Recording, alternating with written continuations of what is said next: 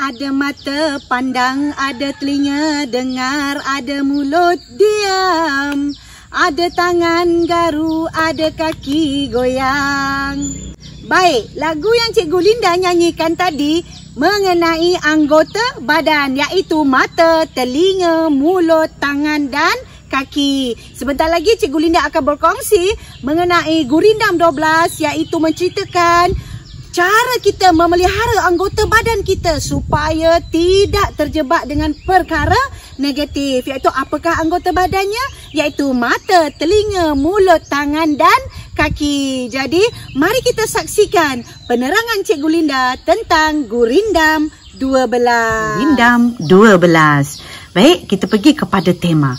Tema ini adalah cerita keseluruhan apa yang ingin disampaikan dalam Gurindam 12. Jadi, tema untuk Gurindam 12, fasal yang ketiga, iaitu memberi nasihat kepada murid agar memelihara anggota diri dan budi pekerti. Jadi, di sini, kata kuncinya ialah nasihat. Nasihat jaga apa? Jaga anggota diri. Apabila ditulis di sini anggota diri, bermaksud kaki, tangan, mulut, mata dan telinga. Jadi ingat ya, dalam cerita ataupun dalam Gurindam 12 ini menceritakan bagaimana kita harus menjaga kaki, tangan, mulut, mata dan telinga. Serta di sini budi pekerti, iaitu budi pekerti ini akhlak yang baik dan juga menjaga hati kita supaya kita tidak terjebak dengan perkara negatif. Jadi contohnya nasihat memelihara yang seperti yang saya sebut tadi, mata, mulut, telinga, tangan dan kaki. Selain itu nasihat menjaga nafsu makan dan nafsu syahwat. Mari kita pergi maksud setiap rangkap. Baik, rangkap pertama. Apabila terpelihara mata, sedikitlah cita-cita. Jadi di sini, apabila seseorang menjaga penglihatan, bermaksud mata ini bermaksud penglihatan. Sedikit cita-cita ini bermaksud maka tidak timbullah pelbagai keinginan. Maksud cita-cita ni keinginan lah. Jadi untuk rangkap pertama ini, kata kuncinya mata, iaitu penglihatan, jaga penglihatan, dan apabila kita jaga penglihatan tidak timbul macam-macam keinginan. Okey, baik. Apabila kamu tengok maksud ini, ayat maksud ini haruslah lengkap. Maksud saya lengkap mesti ada subjek dan predikat. Jadi, apakah subjeknya? Seseorang. Jadi, apabila kamu menjawab soalan SPM ke soalan peperiksaan, anda kata dia tanya maksud rangkap. Jadi, kalau kamu jawab menjaga penglihatan, maka tidak timbul pelbagai keinginan. Salah. Sepatutnya letak seseorang. Siapakah subjeknya? Seseorang. Jadi, apabila seseorang menjaga penglihatan, maka tidak timbul pelbagai keinginan. Jadi cikgu kat sini tak ada pun subjek. Ini tak ada subjek, tak apa, sebab ini Gurindam dan kata-kata puitis. Tapi apabila kamu memberi maksud, wajib ayat kamu ada subjek dan ada predikat. Okey, baik, kita pergi kepada rangkap 2. Apabila terpelihara kuping, kabar yang jahat tiadalah damping. Kuping ini adalah bermaksud telinga.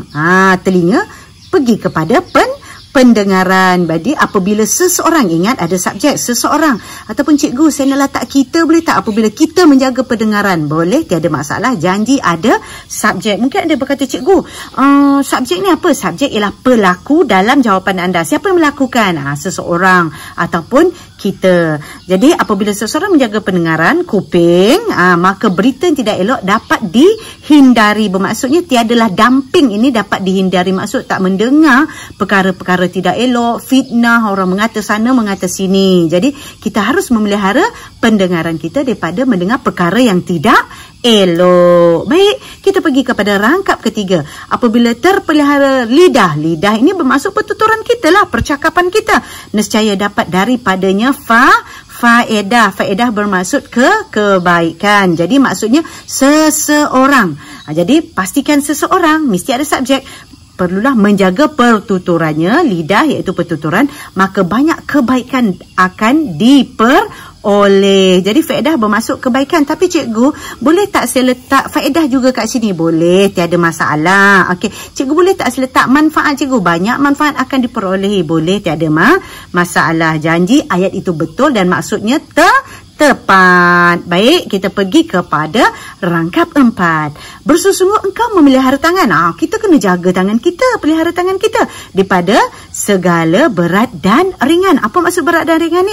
Maksudnya apabila seorang menjaga tangannya, cikgu sini memelihara. Boleh tak saya nak tulis apabila seseorang memelihara tangannya? Boleh? Masih lagi ayat, masih lagi betul tau.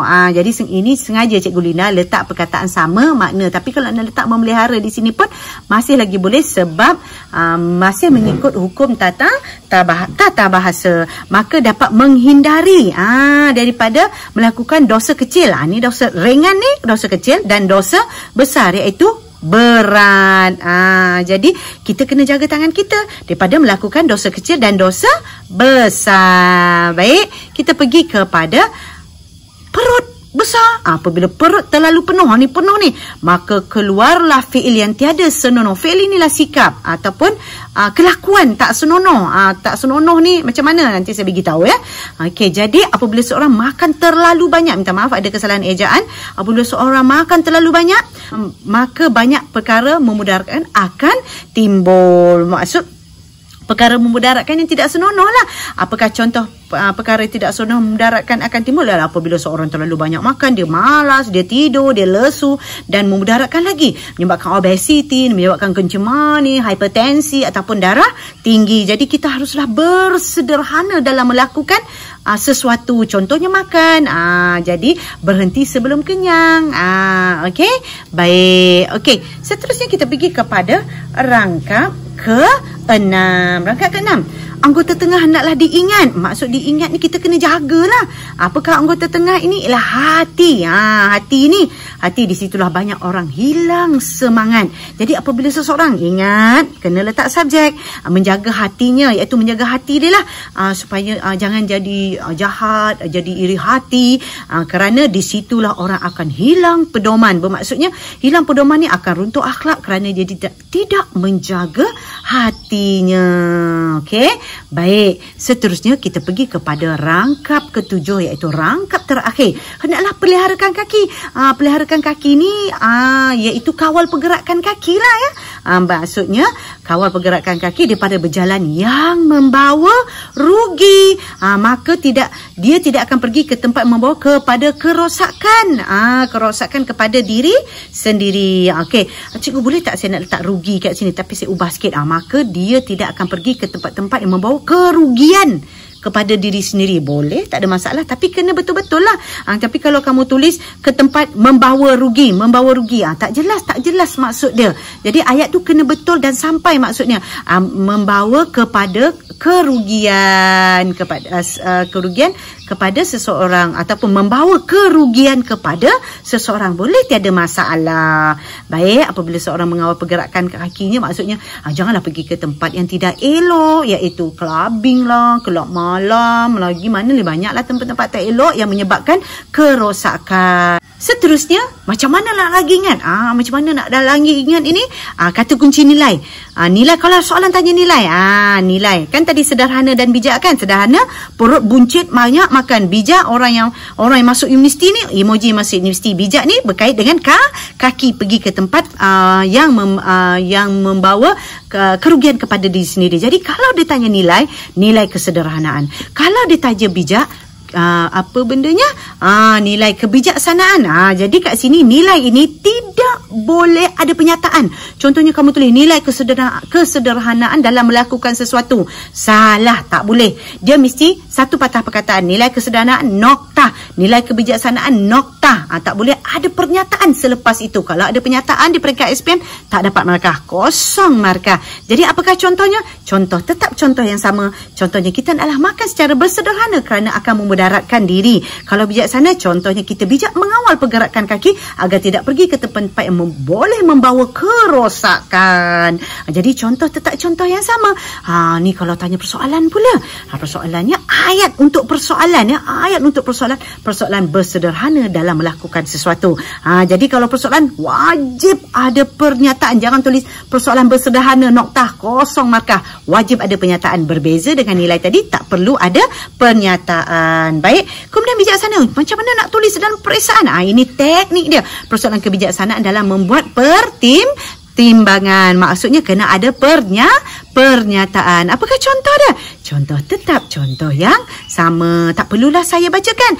Dia tetap contoh yang sama. Tetapi dia punya point ataupun arahan soalan itu ikut arahan soalan. Kalau arahan soalan nilai, tulis ayat nilai. Kalau arahan persoalan, tulis ayat persoalan. Contoh tetap, contoh yang sama. Seterusnya, ini latar masyarakat. Tanya macam mana pula jawapan dia? Ayat kepada latar masyarakat ialah latar masyarakat bersederhana dalam melakukan sesuatu. Kena ada penyataan tau. Latar masyarakat yang bijak dalam membuat pertimbangan. Okey. Jadi anda bertanya, cikgu boleh tak sebab masyarakat yang bersederhana tak letak latar? Boleh, tak ada masalah. Maksud masih lagi boleh sampai, iaitu saya buang latar katanya. Boleh, tak ada masalah. Ini saya letak latar masyarakat ni nak lagi bagi jelas. Baik, apakah contohnya?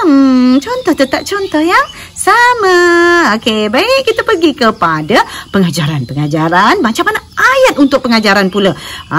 Iaitu ayat untuk pengajaran, kita hendaklah bersederhana dalam melakukan sesuatu. Yang kedua ialah kita hendaklah bijak dalam membuat pertimbangan. Ingat, apabila pengajaran wajib ada perkataan hendaklah, mestilah. Ni kat sini pun boleh letak mestilah. Kitalah mestilah bersederhana dalam melakukan sesuatu. Cikgu boleh tak sila? Tak boleh lah. Kita boleh lah. Boleh lah tak kurang tepat. Kita tulis semestinya. Letaklah semestinya kan. Boleh. Kita semestinya bijak dalam membuat pertimbangan. Jadi contohnya macam mana? Tetap contoh yang sama. Baik, bagaimana penerangan Cikgu Linda tadi? Harapan Cikgu Linda dapat memberikan kefahaman yang maksimum kepada anda semua dengan penerangan Cikgu Linda tadi dengan menggunakan 2 kata kunci saja untuk menjawab soalan aspek sastra. Jadi, harapan Cikgu Linda semoga memberi manfaat.